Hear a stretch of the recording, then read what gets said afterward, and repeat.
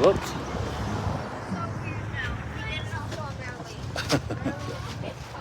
Okay. In West Yellowstone here. So, just walking up and down West Yellowstone here to give you a feel for what it's like if you are visiting Yellowstone. If you're visiting Yellowstone this year, you're probably coming in through the west entrance because the north entrance is closed due to those Yellowstone floods. So, I'm going to turn this around here and we're going to just kind of walk up and down the street. I want to show you a couple things. We got somebody tuning in here. This is just me, Matt, coming at you from West Yellowstone. And feel free to ask me whatever you would like. We got about 7 people tuned in already. That's great. Okay. So again, if you're visiting Yellowstone this year, you're probably coming in through West Yellowstone entrance because the north entrance is closed due to the floods. West Yellowstone is kind of the least, it is the most used entrance to Yellowstone, but it's kind of the least cachet. Okay, so here, Main Street, it's a lot of shops, kind of maybe what you would expect here, Yellowstone outlet store, t-shirt stores, but it is still kind of nice. The town only has about 1,100 people, about 1,000 people who live here.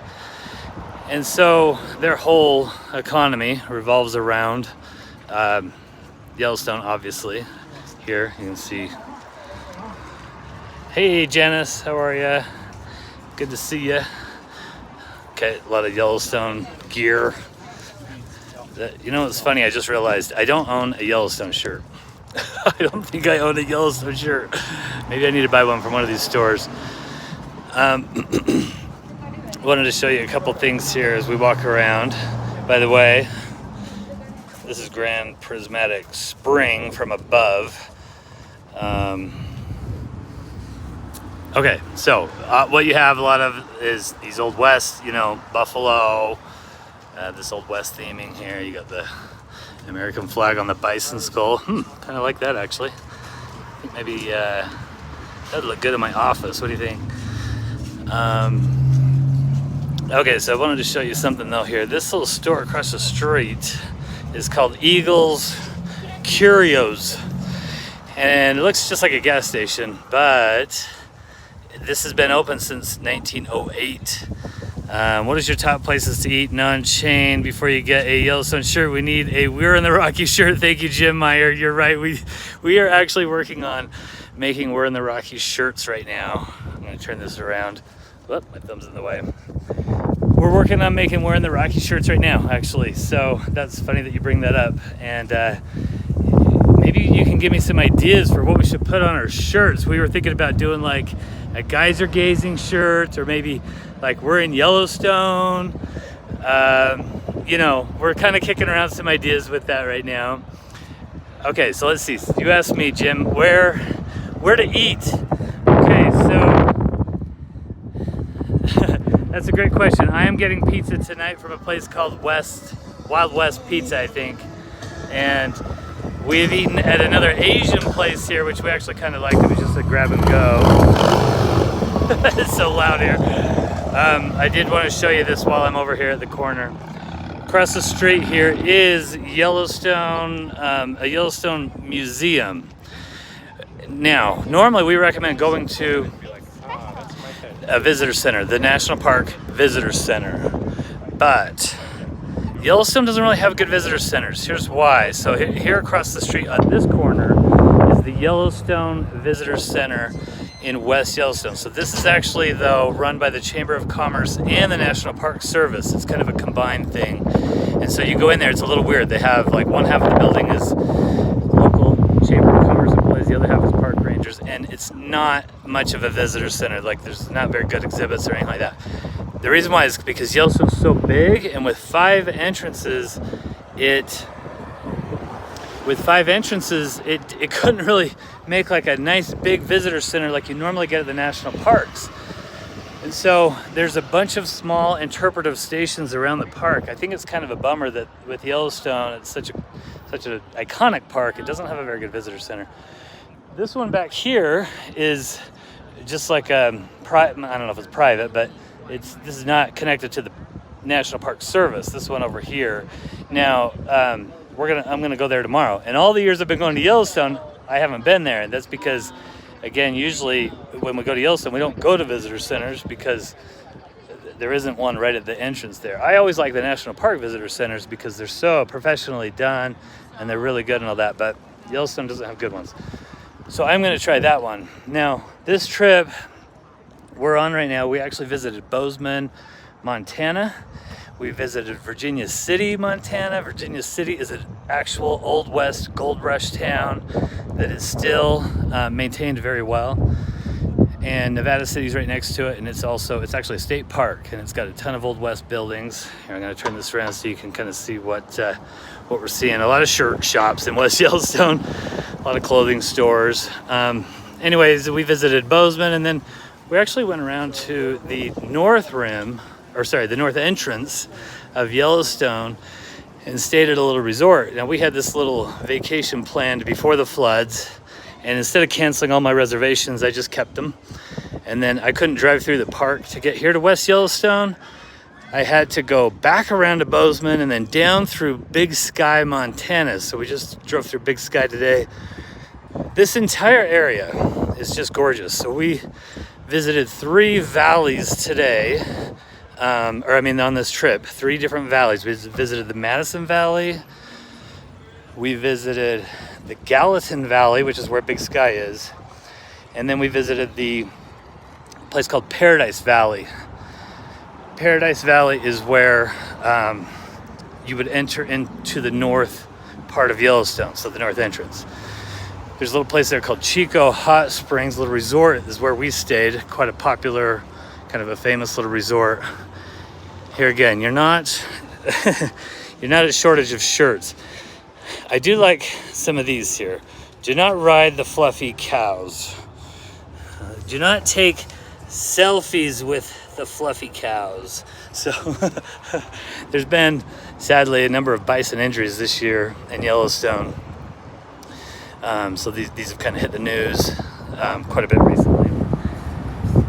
Anyway, so we're just finishing up our trip here to Bozeman and the surrounding area, and it's been great. It's just beautiful country. We love Montana, and we live in Utah, so come up here to West Yellowstone. Is a 4-hour drive for us. Let's see, I might have missed some comments. If I did, I'm sorry. Let's see. Okay, Jim, I'm sorry, I still probably haven't answered your question. We don't typically eat out a lot here in West Yellowstone because we spend our full days in the park generally, but we have eaten at a few places, so yes. I can't give you a review yet, but I got some pizza from Wild West Express. Got a Butch Cassidy pizza that I'm gonna pick up right now. And then we've eaten at, as I mentioned, this Asian place. So of course there's a lot of Asians that visit Yellowstone, so it's possible they could have good Asian food here. We liked ours, but we're not real foodies either, so don't always trust our opinion on that. See, if you look over there, there's a Playmill Playhouse. This is really highly rated, and we are going here tonight. So that's going to be kind of fun, we hope. Okay, we found a Chinese restaurant there that was pretty good, says Jim. Yeah, over there's a place called Red Lotus Chinese, and then in the distance, maybe you can see it on this video, you can shoot a machine gun. So I did this last year. I shot a machine gun over there because we're always just trying to do the experiences in these cities one by one. We just kind of check them off so that we have an opinion, so that we can tell you what is a fun thing to do and what isn't. Shooting a machine gun, by the way, was fun, but it was like $70 for about literally 20 seconds of firing a machine gun. So maybe not worth it, but it was kind of fun. Over in Cody, Wyoming, last year, I shot a Gatling gun. That was a little more fun, although still blowing a lot of money very quickly.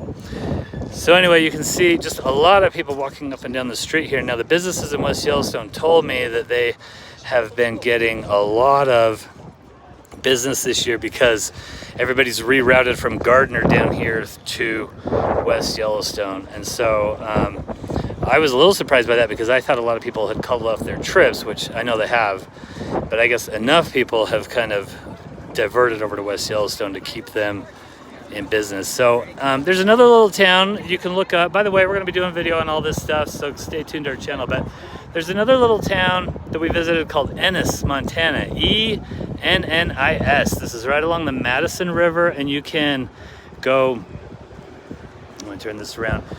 You can go fishing there, fly fishing. It's kind of like just known for its fly fishing. They have a lot of fish art in town. Like a lot of these towns in the West, they'll have like maybe horse statues or bison statues all over the town, and they're painted with different themes on them. Horse and bison are quite common.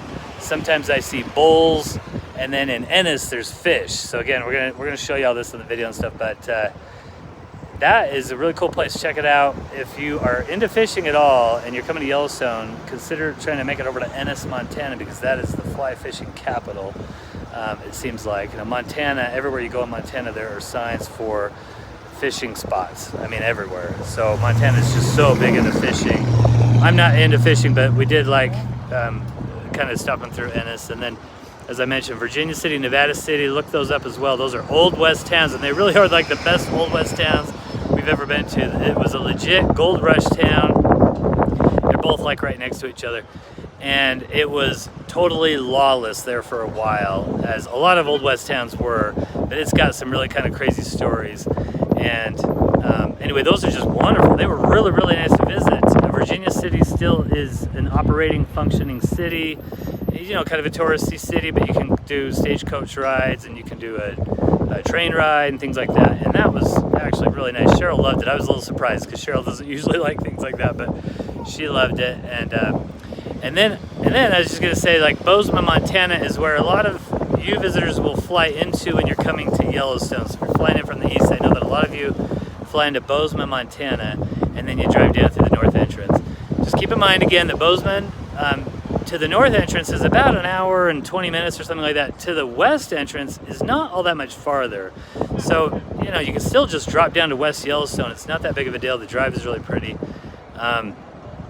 Bozeman itself, just from a historical note, Bozeman was founded by John Bozeman, who created the Bozeman Trail. The Bozeman Trail was designed to get to Virginia City that I mentioned earlier. Virginia City, that gold rush town. It's on the west side of Yellowstone. And so it was really hard for people coming from the east to get to Virginia City, to get to that gold town, because Yellowstone and the Grand Tetons were in the way. So John Bozeman created a trail to go north around Yellowstone and get to Virginia City. That's why Bozeman City is there. It was part of the Bozeman Trail. Nowadays, Bozeman is a very fast-growing town. It's kind of it's a nice, clean town. It's close to the mountains. It's kind of a trendy town, is what I should say. A lot of people wanting to move there. We visited it and we really enjoyed it. There's some beautiful hikes. There's a big museum called the Museum of the Rockies that has some really amazing dinosaur fossils there, like a bunch of T-Rexes and Triceratops and stuff. But we like Missoula, Montana better. We like that better than Bozeman, but we realize a lot of people just kind of coming through Bozeman to go to Yellowstone or something like that. We love Missoula though, and we are actually going to go in a couple of weeks. We're going to drive up to Glacier National Park and visit that for a week, and drive through Missoula again on the way and say hi to this town that we really love, Missoula. Montana is really a cool place. So we have a video coming out about Montana, a video coming out about our trip here in Bozeman, and then again we'll be going up to Glacier here pretty soon. So thank you for tuning in. I am going to, let's see, Jim Meyer. I really love history and appreciate how much you include that in the videos. Thank you, Jim. I really appreciate you saying that. I guess you just have to stick with what you're good at, right? And I think I can at least kind of incorporate some of those stories in to give you some context to the area. That's what I always want when I travel somewhere. I want some context. What does all this mean that I'm looking at? Who's been here? What's been going on? And what are the connections? There's always connections to be made. There's famous people that you've heard of that have been through these places. So appreciate that, Jim. Okay, I'm gonna go get my pizza, and then we're gonna go over to the Play Mill Theater right across the street here and watch a play. Thanks for tuning in. Appreciate you guys. Take care. Bye-bye.